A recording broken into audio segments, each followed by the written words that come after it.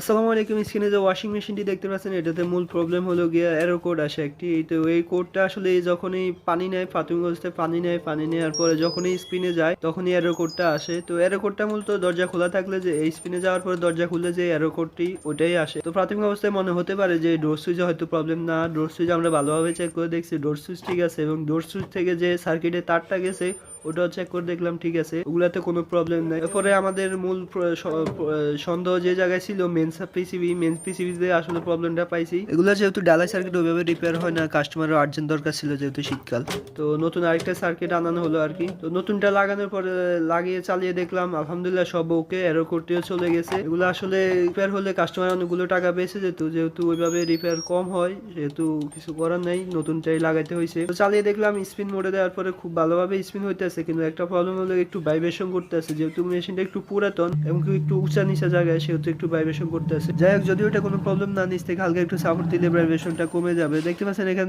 ডোরটা যখন ওপেন করি আবার সেম এরর করতে আসে, কিন্তু যখনই ক্লোজ করি আবার চলে যায়, কিন্তু আগে এমনিতেই চলে আসতো এরর করতে। আলহামদুলিল্লাহ এখন সব ওকে।